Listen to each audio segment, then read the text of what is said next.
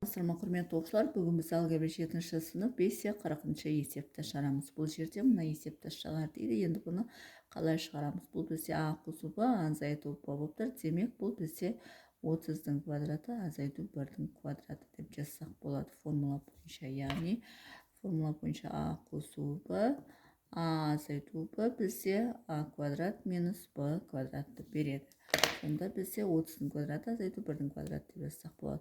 30-дың квадраты бізде 900 азайту 1, сонда бұл бізде 899 деген санды береді.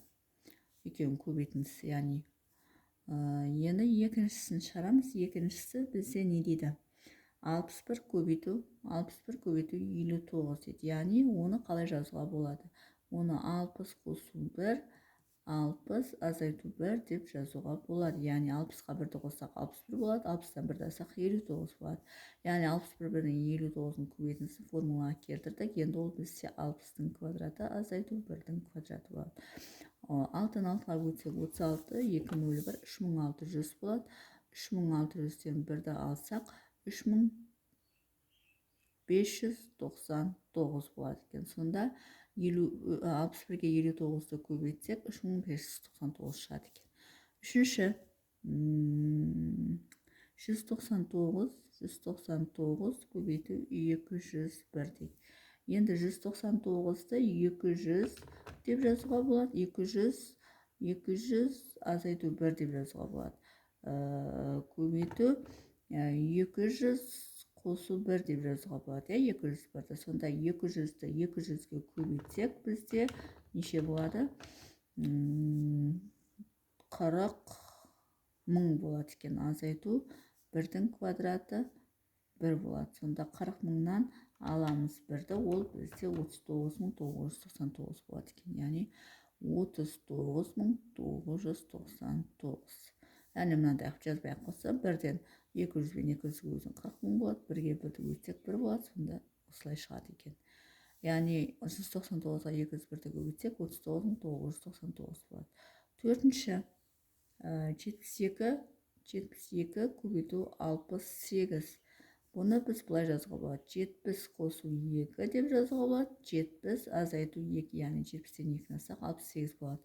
70-ті 70-ге өтсек 4900 болады. Азайту 2-ге 2-ні өтсек 4 болады. Сонда 4900-ден 4-ті алсақ 4896.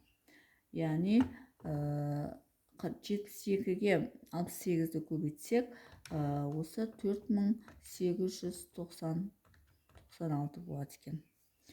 Бесінші 4900, жоқ 4896. Так, бесінші бізде не дейді?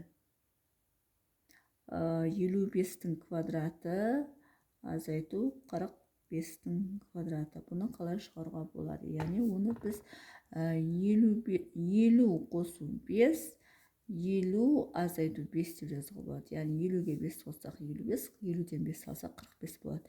50-ді 50-ге өтсек 25, яғни 2500 болады. Азайту 25-ті алып тастаймыз. Сол кезде бізде 2500-ден нені аламыз? 25-ті алып тастаймыз. Ол бізде 2475 болады екен. Демек 65-тің квадратынан 45-тің квадратын алсақ 2475 болады екен.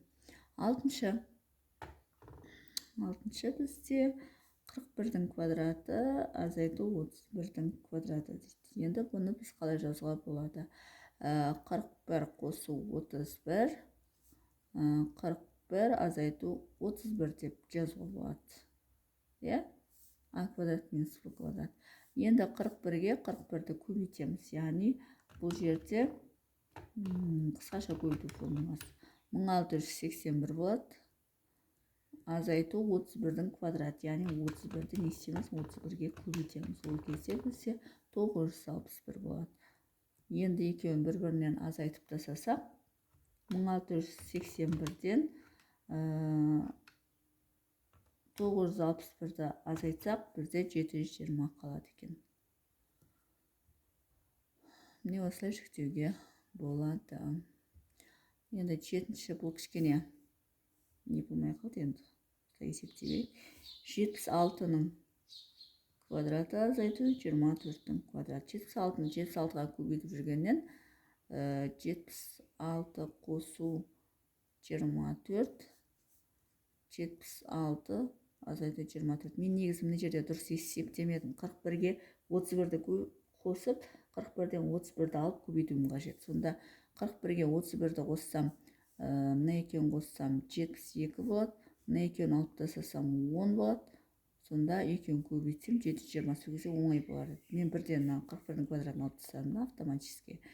Негізі осылай оңай болады. Мына жерде де сондай 50-ге 55 көбейту 55-тен 45. Сондай бола ма? Ол кезде мына жерде мына ыңғайлы. Мына жерде мына 72-ні 10-ға көбейткен. Енді өздеріңе қалай ыңғайлы солай шығаруға болады. Енді 76-ға 24-ті қоссақ, бізде 100 болады, солай шығарайық, сонда бізде оңайырақ болады. 76-тан 24-ті аламыз енді. 24-ті алсақ, бізде 52 болады екен. 52-ні 100-ге көбейтсек, ол бізде 5200 болады екен.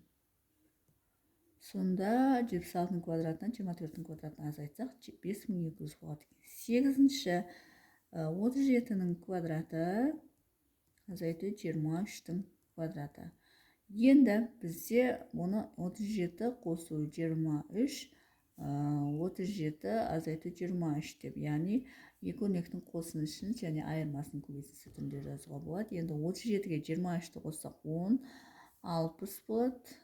Көбейту 4, 14. Осындай болып қалама. Сонда 37-ге 23-ті қосамыз. Ол бізде 60 болады екен. 37-тен 23-ті азайтамыз. Ол бізде 14 болады екен. 14-ті көбейтеміз 6-ға, ол бізде 84. 84-тің артына 1 0 қоямыз, 840 болады. Сонда бізде есептің шығар жолы шығады. Яғни мынаның квадраттарының айырмасы бізде, ол бізде 840 болады екен. Сонымен есептің шығар жолы осындай. Егер есептің шығар жолы түсінікті болса, лайк басып, комментарий жазып, каналыма тіркеліп кетсеңіздер болады.